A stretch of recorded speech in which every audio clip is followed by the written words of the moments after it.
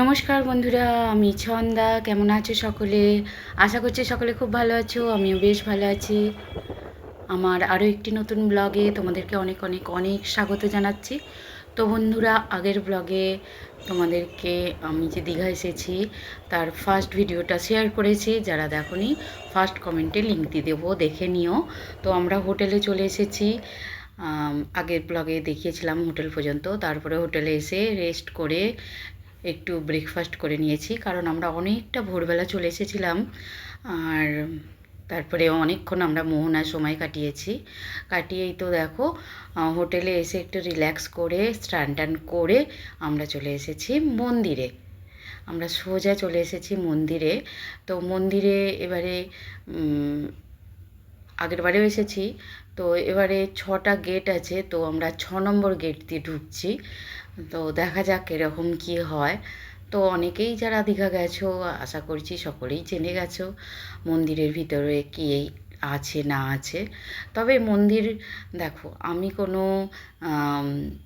জাতি ধর্ম ভেদাভেদ এসব নিয়ে বলবো না। তবে মন্দির তো মন্দির হয়, মন্দির তো শান্তির জায়গা। সে যে কোনো মন্দির হতে পারে, যার তৈরি হতে পারে, সেটা কোনো ব্যাপার না। তুমি তোমার মন থেকে ভগবানের কাছে যাবে, মন থেকে ভগবানকে ডাকবে, একটু শান্তির জন্য তুমি বসবে। সত্যি বলছি, মন্দির হচ্ছে শান্তির জায়গা। আর সত্যি বলছি, যে কোনো মন্দিরে এলে আমার তো ভীষণ ভালো লাগে।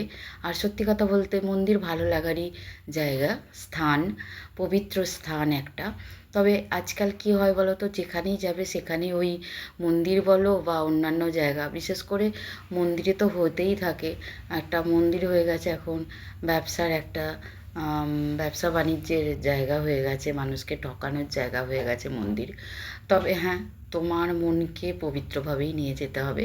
সে যে যা করছে করুক, সেটা তার ব্যক্তিগত ব্যাপার। তবে তোমাকে তোমার মতোভাবে ভগবানকে স্মরণ করতে হবে, ডাকতে হবে। তুমি যে উদ্দেশ্য মানে উদ্দেশ্য নিয়ে গেছো ভগবানের কাছে উদ্দেশ্য নিয়ে গেছি বললে ভুল হবে। মানে তুমি যে শান্তির জন্য গেছো, ভগবানের দর্শন করবে বলে গেছো, সেটা যেন ঠিকঠাক করতে পারো, সেটাই ধ্যান দেবে। দীঘার মন্দিরটাও পুরীর জগন্নাথ মন্দিরের আদলে তৈরি হয়েছে। অনেক বড় একটা জায়গা নিয়ে তৈরি হয়েছে। যেদিকেই তাকাবে কিন্তু সৌন্দর্যে ভরা, একদম কী বলবো, শান্তশিষ্ট পরিবেশ, তার উপরে একদম পরিষ্কার পরিচ্ছন্ন। কোথাও কোনো রকম তুমি নোংরা দেখতে পারবে না। আর পরিপাটি ব্যবস্থা আছে এখানে, ভোগের ব্যবস্থাও আছে। তুমি যদি ভোগ পেতে চাও তাহলে তোমাকে কুপন কাটতে হবে। সেই সম্বন্ধে ডিটেলসে আমি এখন আর যাচ্ছি না। তো যারা ভোগ খেতে চাও অবশ্যই আগে এসে একবার ঘুরে যাবে, কখন কি কুপন দিচ্ছে না দিচ্ছে সেসবগুলো জেনে নেবে। তো সব দিন ভোগ দেওয়া হয় না, যতটুকু জানি। আর বিশেষ বিশেষ অনুষ্ঠানে কিন্তু ভোগের দামটা আবার কমে বাড়ে, এরকমও হয়। তো যাই হোক, মন্দির ঘুরে আমরা গাড়িতে উঠে পড়েছি। আর এই দেখো, একটু চটপটা কিনে নিয়েছি। এগুলোকে বলা হয় কামরাঙা। এই কামরাঙা মাখা, পেয়ারা মাখা খেতে কিন্তু আমার দারুণ লাগে। তারপর ওখান থেকেই আবার কি করব হোটেলে গিয়ে এত তাড়াতাড়ি। তো হোটেল থেকেও আমাদের সমুদ্র এনজয় করা যায়, দেখা যায়। তবে কাছ থেকে একদম ছুঁয়ে দেখার আনন্দটাই আলাদা। তো তার জন্য আমরা চলে গিয়েছিলাম উদয়পুরে। তো উদয়পুরে প্রচুর ভিড়, আর এই ভিড়ভাড়টা অতটা ভালো লাগে না। তবে এইসব জায়গা তো ভিড় হবেই হবে। এখানে লোকজন স্নান করছে, এনজয় করছে, কাঁকড়া খাচ্ছে, যে যার মতো হচ্ছে। তবে আমরা বেশিক্ষণ এখানে থাকিনি। একটু দেখে, পরিবেশটা একটু দেখে এনজয় করে আমরা আবার ওখান থেকে চলে এসেছিলাম। তবে যেটুকু সময় ছিলাম, আর মেঘলা মেঘলা ওয়েদার ছিল, জানো তো, সকাল থেকে মেঘলা মেঘলা ওয়েদার ছিল, মেঘ বৃষ্টির খেলা চলছিল, ভালোই লাগছিল। তো যাই হোক, দেখো, একেবারে হোটেলে এসে রেস্ট নিয়ে লাঞ্চ করে, মানে যে হোটেলে আমরা ছিলাম সেখানেই খাওয়া দাওয়া করেছি। লাঞ্চ করেই তো দেখো সন্ধ্যাবেলায় চলে এসেছিলাম সমুদ্রের পাড়ে। আর সমুদ্রের পাড়ের বাতাবরণটা তো থাকে একদম অন্যরকম। হালকা হালকা হাওয়া, ঠান্ডা ঠান্ডা, তার সাথে গান চলছে। নানা রকম মানুষ নানা রকম গল্প করছে, কেনাকাটি চলছে। হকাররা তাদের মতো জিনিসপত্র বিক্রি করছে। একটা ভিউটাই অন্যরকম থাকে। এই অনুভূতিটা নেবার জন্যই তো এত দূরে আসা, বারবার আসা। একটু মুড মুডটাকে চেঞ্জ করা, ফ্রেশ করে নেওয়া। তবে আমরা একটু ঘুমিয়ে পড়েছিলাম, ওই 8টার দিকে গিয়েছিলাম, তো একদম কাছে সমুদ্রে বসতে দেয়নি, কারণ ঢেউ ভালোই ছিল। আর সাইডে বসেছিলাম, অনেকক্ষণ ধরে বসেছিলাম। তো তোমরাও একটু এনজয় করে নাও।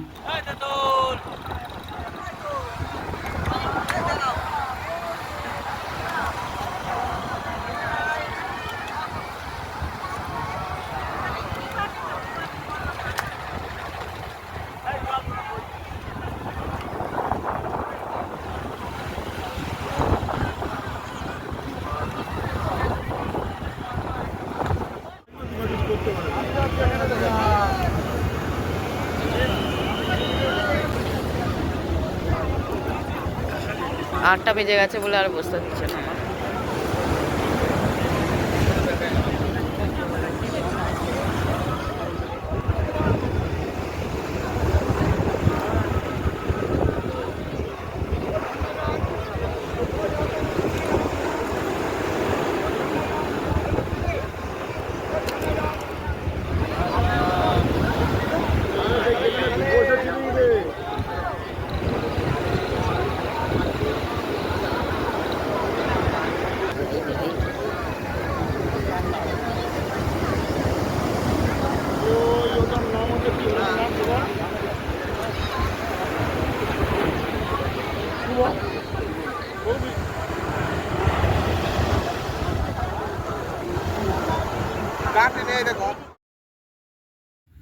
তো পরের দিন সকাল সকাল ভোর ভোর উঠে পড়েছিলাম, কিছু মাছ কিনেছিলাম কয়েকটা, তো কিনে বেরিয়ে পড়েছিলাম, কারণ লেট করিনি, কারণ এখন শ্রাবণী মেলা চলছে, সেই জন্য আমাদেরকে খুব তাড়াতাড়ি বাড়ি ফিরতে হবে 1টা-1:30টার মধ্যে, এরকম ব্যাপার ছিল।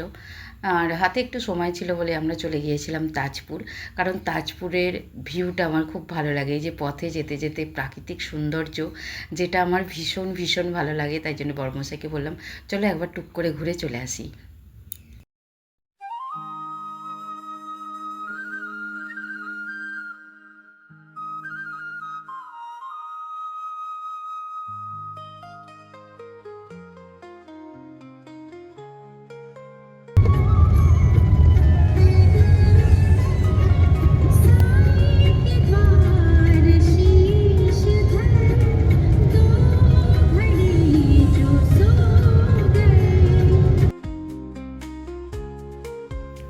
এই যে দেখতে পাচ্ছ সমুদ্রের পাড় দিয়ে যাচ্ছে, একদিকে দেখবে সমুদ্রের ঢেউ, আর একদিকে একদম গ্রাম্য পরিবেশ ছবির মতো রয়েছে। এই দৃশ্যটা সত্যি আমি খুব উপভোগ করি। আর তাজপুর তো বড়, মানে যখনই দীঘা আসি যাই, সেভাবে যে ভালো লাগে বলবো না। প্রথম প্রথম জানো তো, জায়গাটার সাথে যারা পরিচিত নয় তাদের ভালো লাগবে, তবে যারা 2-4বার এসে গেছে তাদের অতটাও ভালো লাগবে না। তবে এই যে যেতে যেতে ভিউটা সত্যি ভালো লাগবে, এনজয় করবে, আর মনে হবে একটা অন্য জগতে চলে এসেছি।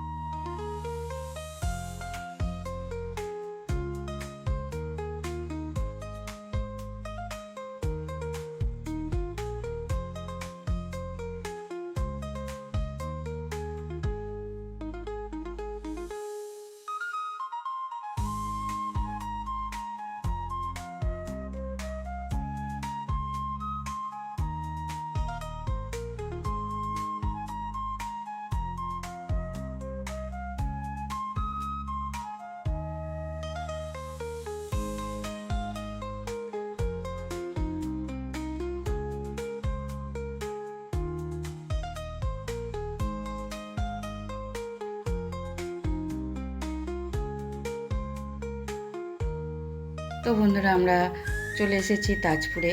আর খুবই সকাল সকাল এসেছিলাম বলে অতটা ভিড় ছিল না, কয়েকটা মাত্র গাড়ি ছিল, আর পরিবেশ আগের মতোই। আর তবে যে সমুদ্রের ঢেউটা অতটা অনেকটা দূরে আমাদেরকে গিয়ে দেখতে হতো, এখন সেটা কিন্তু একদম সামনে চলে এসেছে, যেটা একটা প্রাপ্তি বলতে পারো। আর বর্ষাকালে এটা হতেই থাকে, মানে হয়ে থাকে। আর নাহলে অন্য অফ সিজনে বা গরমকালে গেলে তুমি ঢেউ দেখতেই পাবে না, একেবারে প্রায় অনেকটা পথ গেলে একদম নিনি করে, সমুদ্রের ঢেউ দেখাই যায় না। কিন্তু এই সময় এলে কিন্তু তোমরা সমুদ্রের ঢেউটাকে এনজয় করতে পারবে।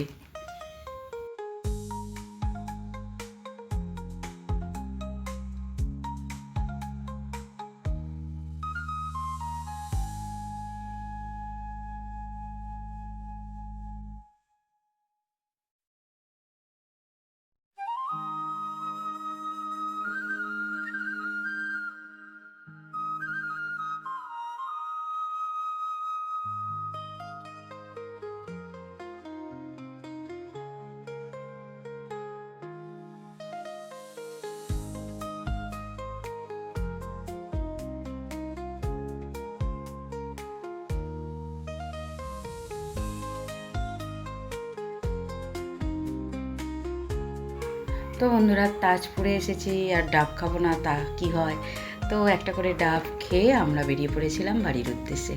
তো বন্ধুরা ব্লগটা ভালো লাগলে লাইক কমেন্ট শেয়ার করো আর চ্যানেলটা সাবস্ক্রাইব করে পাশে থেকো।